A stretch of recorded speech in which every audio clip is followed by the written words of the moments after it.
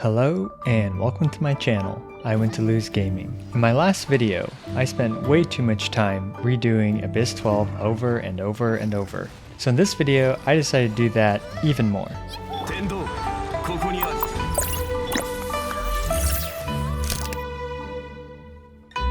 With my previous Hu Tao vs Ganyu DPS comparison, I demonstrated a method for party DPS comparisons called the Abyss Gauntlet.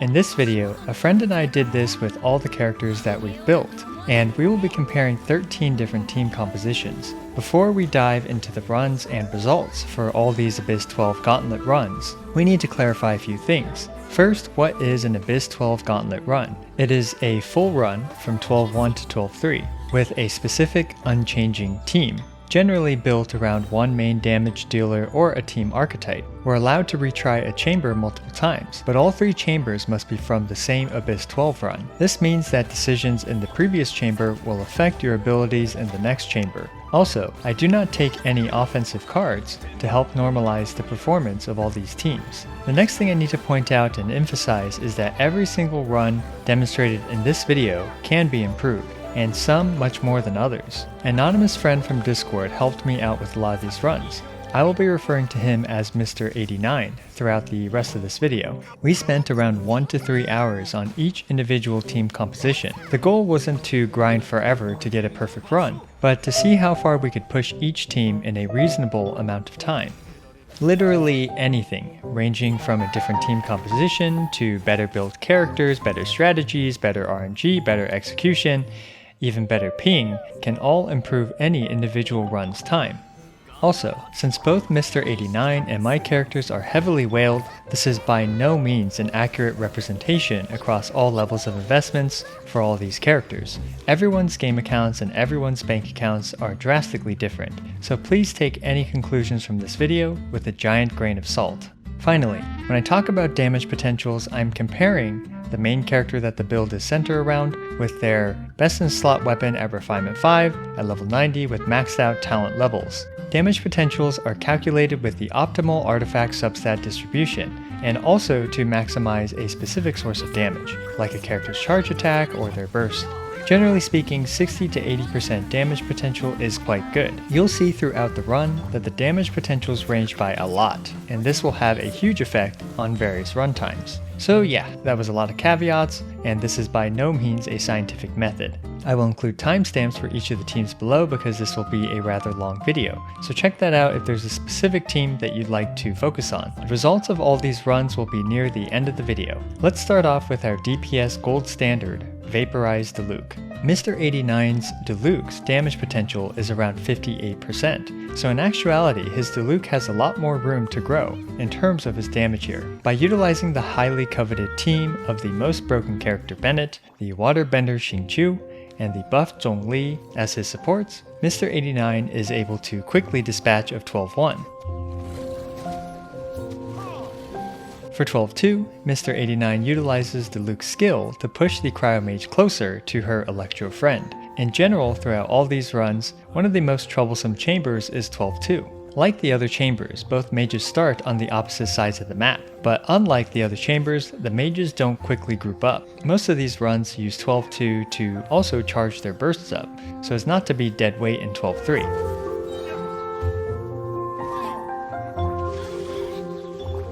Speaking of 12-3, with all their bursts up, you'll see the common theme of utilizing support abilities while the two robots group up on top of you.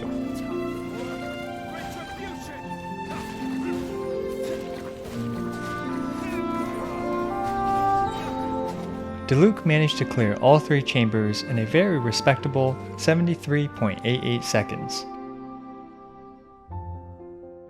The next run we will take a look at is my 77% damage potential Klee. My Klee is at a much higher damage potential for her charge attacks than Mr. 89's Diluc. And also for Klee, I decided to focus on raw pyro damage output.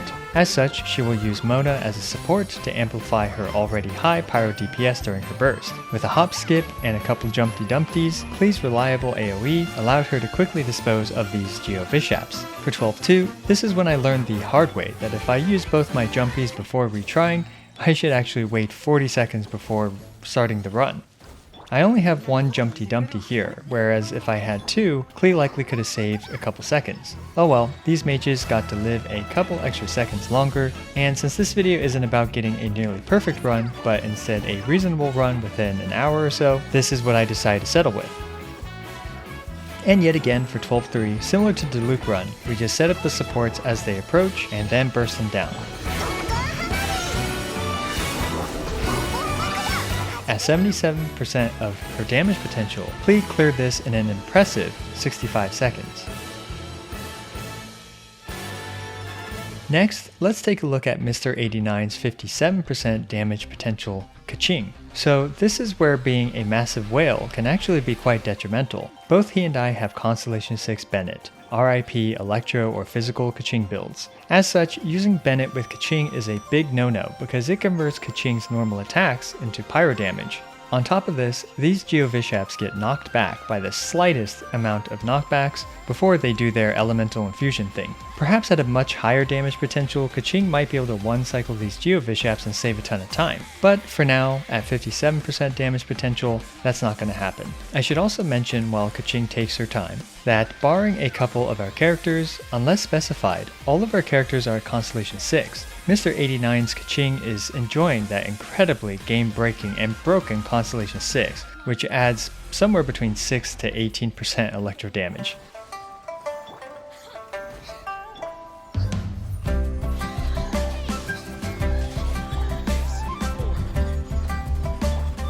And that brings me to the next thing you may have noticed. 12-2 in particular is extra painful for Keqing because of the high electro resist on the Sisin mage. It's important to note that the Abyss 12 meta will always change based on the monster composition. And now that we've finally made it to 12-3, Keqing's charge attacks are doing admirably here, with each doing around 20,000 damage to each enemy. But let's not forget that these robots have over 600,000 hit points. That's a lot of charge attacks needed to take them down.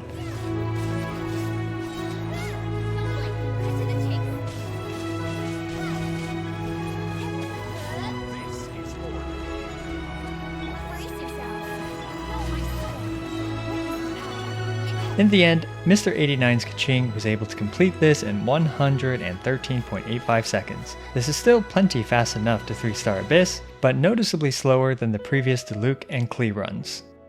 Next we have the current headmaster of the Knights of Favonius, the Dandelion Knight, and arguably one of the strongest in Mondstadt, Jean Gunhildre. So this run I would classify as both a Jean and Venti as an Nemo burst pair, but I consider Jean here to be the main damage dealer. With her Constellation 1, she does 40% bonus damage if she holds her E down for 1 second, and with some damage amplification, her skill and her burst were doing 60 to 90,000 damage. Now, it is worth noting that my Jean is only at Constellation 5, but luckily, Constellation 6 doesn't make her do more damage. Despite 12-2 usually being the most annoying chamber, doing it with Jean was some of the most fun I had while doing all these runs. With her ability to launch this poor underpaid Fatui employee across the map, and once the mages were finally about to be freed from their tornado, they get a giant meteor from the heavens, falling onto their heads, leaving them at the mercy of our ruthless headmaster. For 12-3, I was quite proud of this little trick of buffering Jean's E and releasing it right when the robots get close enough. Then, just dish out some extreme AoE and Nemo damage with Jean and Venti for the quick disposal of these robots. Now, I believe my Jean run has quite a bit of room for improvement, but nonetheless, Jean's time clocked in at a very impressive 74.02 seconds. Next, we have the only 4-star that either Mr. 89 or I have built as a main DPS, and that is none other than the only character that literally drops palaces onto her enemies, Ningguang. Mr. 89's Ningguang is rocking a Refinement 5 Memory of Dust. I actually forgot that this weapon even existed until I saw his run. His Ningguang is at around 65% of her damage potential. It's really important to note that in 12-1, the Geo Vishaps have 50% Geo resistance, and Mr. 89 is running a triple Geo quick swap team with Ningguang, Albedo, and Zhongli.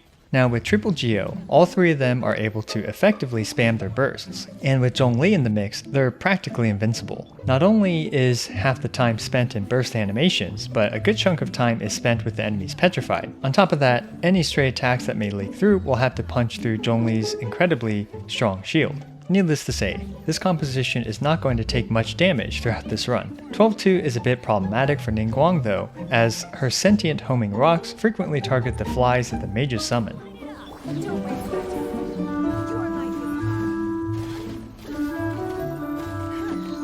12-3 is the usual, and by now you've probably noticed that it's all about setting up the supports as the robots approach, and then bursting them down when they're close enough. Since a lot of the bursts were used shortly before 12-2 was completed, Mr. 89 did have to refill his energy a bit for Ningguang, but overall it wasn't a terrible loss of time.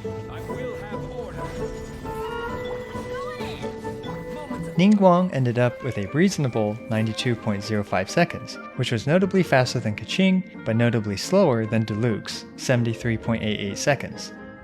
And next we have the 11th Fatui Harbinger, Tartaglia, however you say it. If you've been a longtime viewer of my channel, you'll know that I rarely ever show off Tartaglia. I personally don't really enjoy his playstyle, even though admittingly it's pretty fun. It's often either to burst something down with a painfully low crit rate, or it's a time-gated melee stance with an extremely underwhelming ranged attack on his bow shots. Also, for some reason, I judge him for being okay with annihilating all civilization in Li Yue. Thankfully, Mr. 89 was willing to do this with an electrocharge build with Tartaglia. Frankly, I have no idea how many electrocharges are happening here. This build is perfect for those who like a million little damage numbers more than one giant damage number. Beidou and Fischl add a ton of passive electro damage, and it is quite satisfying to see the enemy's HP melt to countless numbers on the screen. But alas, all good things come to an end as Child's electrocharge comp meets one of its worst enemies, the Electro Assassin Mage. Because electro damage is a major part to this build, it took a really long time to take her out. I guess it pays to wear a purple outfit in this game, because I'm pretty sure resistances align with the color of your outfit. 12-3 was much easier for this composition to deal with, as they are basically a pair of walking punching bags. Riptide splash damage, and all the electro damage tickled the robots to death quite quickly. Tartaglia's electro charge build completed this in a surprising 78.82 seconds, only a few seconds behind Diluc. So now that I've been doing this for so long, I've started to get the strategy down even better. Admittingly, I could go back and redo some of my older runs with the knowledge that Venti is absolutely broken in 12-2. Anyway, here is my Geo Traveler run. Earlier I said that Ningguang was the only 4-star main DPS that we built properly, and that is technically true, because Traveler is a 5-star. This team is a Geo Quick Swap team with Zhongli and Traveler as the main sources of damage. 12-1 is a major pain point because of the high Geo resistances on the Geo Vishaps, but I guess I decided I thought it would be a good idea to plunge here with Geo Traveler, and somehow this run still ended up being my fastest time. And 12-2 is where bringing Venti really pays off. By using Bennett to push the Cryo Mage towards the Electro Mage, Venti is now easily able to catch both of them in his tornado again. Then just simply nuke them with Geo damage, and that's it. Easy peasy, lemon squeezy. But most good things have a drawback, and the main downside with this strategy is that I didn't have all my bursts up for 12-3. Oh well, I didn't think it was worth starting over this entire run just for that. But that would have saved a good amount of time here if Bennett had enough energy for his burst at the very beginning. Nonetheless, a couple meteors later, and these robots are going back to the scrap heap.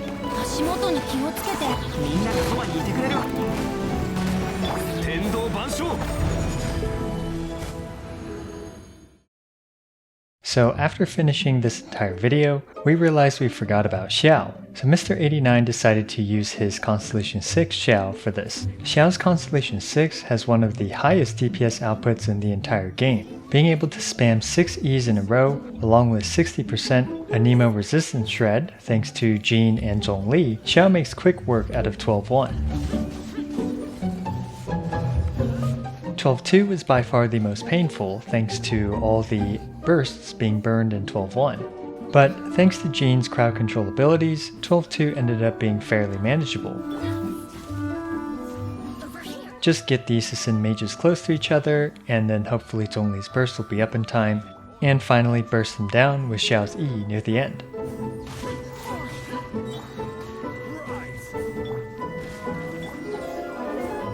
As for 12-3, well, few characters can shred through 2 bulky targets faster than Xiao can. With a quick hop before doing his E's, Xiao is able to hit both the robots with his E spam, and then follow up with a couple more plunges to end up with an impressive 63.55 seconds. And finally, we have the current top 2 DPS characters, Hu Tao and Ganyu. In my last video where I showcased Hu Tao vs Ganyu, I demonstrated a few runs with the two of them. I won't replay all of them, but I will show you my new best full Abyss 12 run, which I believe might be a world record, but that's mostly because no one else is doing this besides me.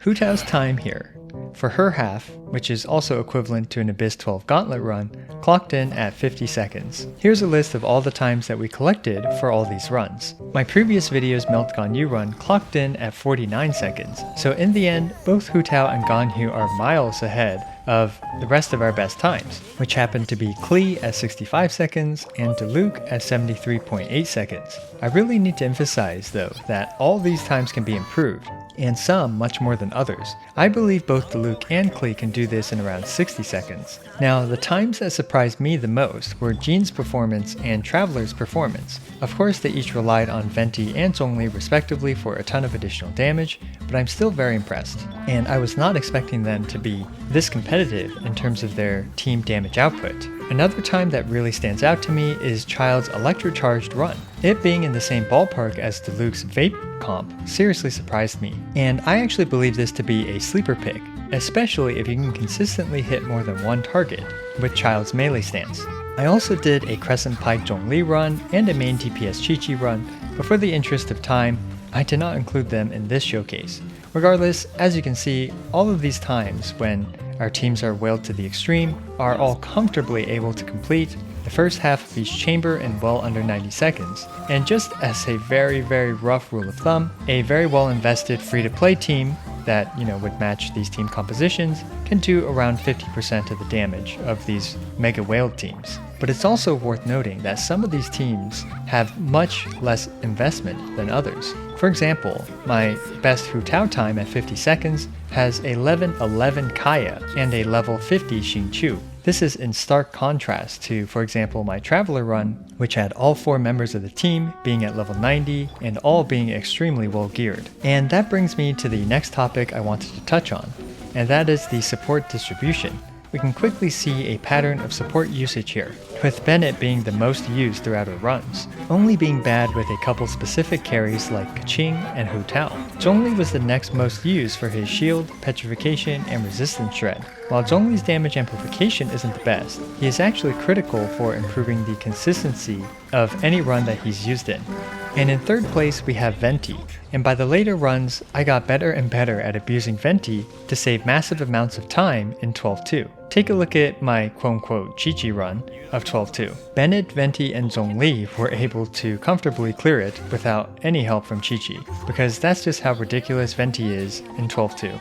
Anyway, this video took me much longer than usual to make compared to my usual videos because of all the time we spent doing these runs. I also wanted to bring you guys into this discussion as well. If you do any Gauntlet runs that you'd like to share, leave a comment or reply to my pinned comment with your times and team composition. I'm absolutely certain that many of you can crush our times, and we'd love to see that. And we'd also love to see compositions that we didn't use here. Pushing characters to their limits and understanding their power scaling in relation to each other will always be something that I'm passionate about. But again, I need to emphasize that all of this information is extremely anecdotal, and since this is all based on our extremely willed characters, it's truly unfortunate that nothing is perfectly balanced between any of these runs. But that's also one of the most beautiful things about Genshin Impact.